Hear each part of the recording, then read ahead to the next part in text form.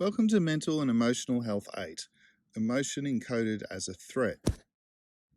In this video, we're going to start dismantling the coping cycle by looking at how emotion can become encoded in the brain as a threat. First, through overwhelming life experiences, and second, through early relationships. Hi, 2 quick reminders before we start. First, if you're struggling at the moment and you want to get straight into the process of change, jump ahead to chapter 4, which starts at video 12. But if you can, keep watching to the end of this chapter first, because really understanding the issues that drive our mental health problems will give you the upper hand when putting the change process into practice. And second, as you're watching, if a troubling thought pops up like, "This will never work, it's too hard, I'm hopeless," don't ignore the thought or resist it. Instead, pause and notice it. Then remind yourself that this is just a thought. Like I said earlier, no matter how convincing or troubling a thought may feel, it is still just a thought, an electrical signal passing through the brain and nothing more. So it might help to say thanks mind for that thought, or just thanks mind, and then gently bring your attention back to the video. Cool, so let's dive into today's video. Hi, the coping cycle which I introduced in the last video is driven by a deep-seated belief that our painful emotions are too much to bear. Now, in today's video, we're going to look at how this belief becomes encoded in the brain, first through overwhelming life experiences. When we don't have what we need to cope with painful life experiences, our system becomes overwhelmed, and we learn right down to the level of our nervous system that emotion is bad and dangerous. Let's see how this works. In the last video, we met Sam. When she was 6, Sam moved to a nice new house, but she wasn't welcomed by the other girls in her street. One girl in particular would lead the way with nasty insults whenever the adults weren't around. But one day Sam had had enough. Her pain alarm drove her to punch the bully in the nose. This positive action met Sam's need for protection, which calmed her pain alarm and led to a sense of triumph and empowerment. The other girls in the street now treated her with respect and admiration, and so emotion was encoded in Sam's brain as a resource because it helped her to get out of trouble. But the next day the bully comes back, and this time she brings a friend. One bully holds Sam's arms behind her back, while the other goes to work with her fists. So Sam's pain alarm does its job and rings out with fear. Her body is flooded with chemicals to help her fight or flee the danger. So far so good. But there's a problem. Sam can't move. Because her arms are stuck, Sam can't take positive action to meet her need for protection, which means that her emotion process is blocked and her pain alarm continues to ring. And so there's no resolution, no sense of triumph and empowerment, just overwhelming emotion trapped in her system.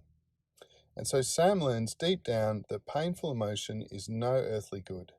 It only causes her to suffer. Or take another example. Juan is being manipulated by her peer group at school. Her pain alarm is telling her that something is wrong, but Juan has not been taught how to stand up for herself, and her teachers have too much going on to help. The upshot is that Juan does not have the resources that she needs to deal with the issue, meet her needs, and resolve her pain alarm.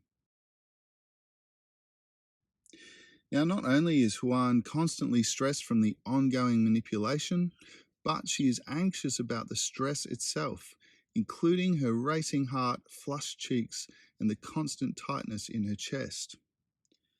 Over time, Juan's distressing emotion and unpleasant body sensations become encoded as a threat. But overwhelming life experience is not the only way emotion can be encoded as a threat. What we believe about emotion and how we react to it also depends on how our emotions were handled by the people who were responsible for our care. Even though they don't realize it, Emotionally healthy adults have learnt to regulate their emotions through positive experiences of emotion in their childhood. These adults were once kids who experienced feelings like sadness, fear, and shame, but in the context of loving connection with a caring, capable adult. These are the people who don't fear their emotions. For them, difficult emotions come and go without triggering anxiety. For example, remember Timmy from 2 videos ago who fell off a swing? His painful emotion caused him to cry out for Dad, who came quickly to meet his needs. Now, because his needs are met, Timmy's pain alarm settles and his emotion process completes. And Timmy skips off happily to find his next accident. Now, because of this experience and others like it, Timmy will grow up into an adult who instinctively faces his emotions, who listens to what they're saying, and if needed, who acts on them in a healthy way. But now let's play this out differently. Again, Timmy falls off the swing and cries out, but this time Dad doesn't come, and so Timmy misses out on the warm, loving connection that he needs to cope with his distress. So now, added to his original pain are 2 more emotions, sadness and fear. Sadness that he's all alone in his overwhelming emotions, and fear that he doesn't have what it takes to cope. Now, with all this emotion building up in his system, Timmy learns that emotion, as well as his impulse to cry out, only causes suffering. And so emotion and his impulse to act on emotion is encoded in Timmy's brain as a threat. Now, here's an important reminder for parents. If you weren't around when your child fell off a swing or tried to ski down the stairs, don't worry. The experts say that if parents meet their kids' emotional needs about 70% of the time, then they have what they need to grow up into secure adults. Good enough parenting is the goal, not perfection. Now let's run Timmy's example one last time. This time when Timmy cries out, Dad is around, but he shoots over a disapproving look and says, "Stop it, big boys don't carry on like that." Now, Dad's opinion means everything to Timmy. In fact, as a 4-year-old, Timmy's very survival depends on how he is received by Dad. So instantly, Timmy feels inadequate and ashamed. And from now on, his emotions begin to come with a vague sense that he is unworthy. Without realizing it, Timmy starts to see his emotions as evidence that he is no good. Okay, cool. So you get the idea. But I want to bash through a couple more examples because this negative encoding can happen in so many ways. How about a loving mum who is uncomfortable with sadness? Every time her daughter Kim cries, Mum automatically shrinks back, and so her daughter learns that sadness is dangerous. It pushes away the person she loves most in the world. Or picture a student who comes in excited after her lunch break. She sits on the carpet chatting happily with her friend, when suddenly the teacher erupts. "Hope, you're such a distraction. Now go and stand in the corner." Hope's emotional brain doesn't understand that the teacher is overworked and stressed to the eyeballs, and so it begins to encode her playful, upbeat emotion as bad, and as evidence that she is bad. Now, Hope is a budding artist, and later on she tries to show her dad some of her artwork. But Dad, who's impossible to please, just lets out a sigh. So now, Hope's positive feelings like excitement or pride in her work start to trigger subtle feelings of anxiety and shame.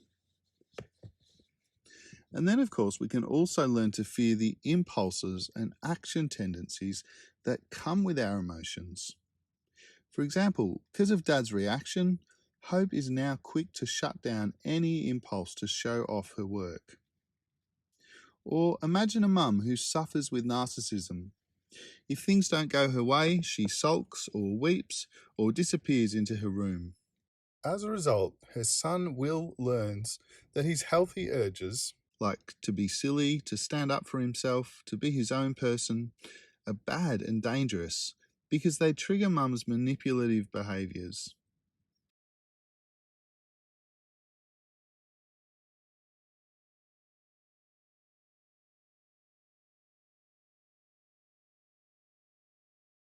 And so he shuts his impulses down.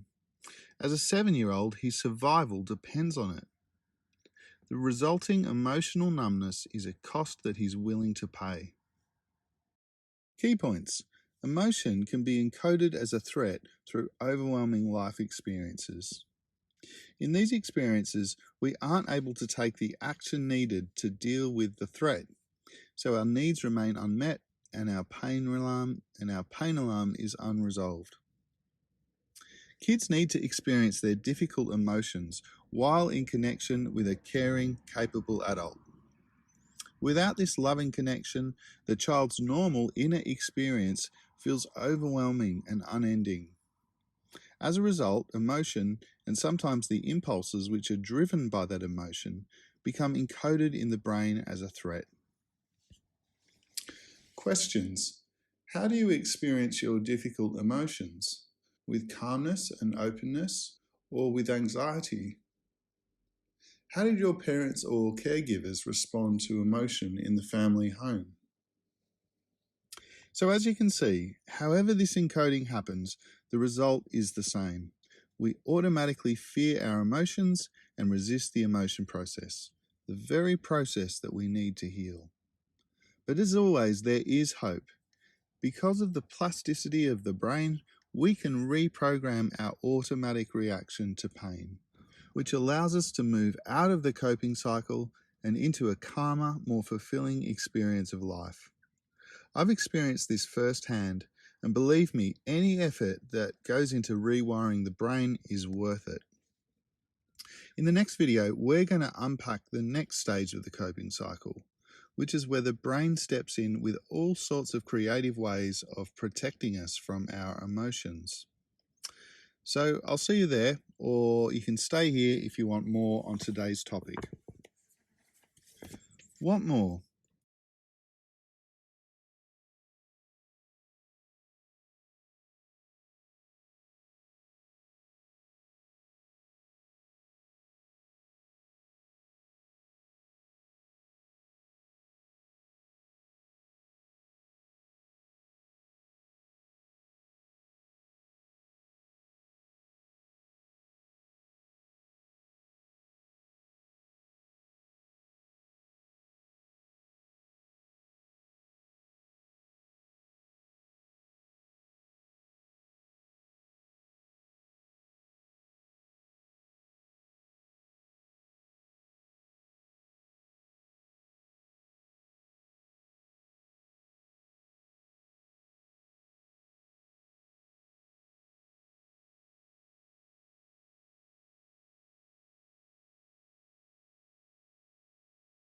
Rates of depression and anxiety are skyrocketing,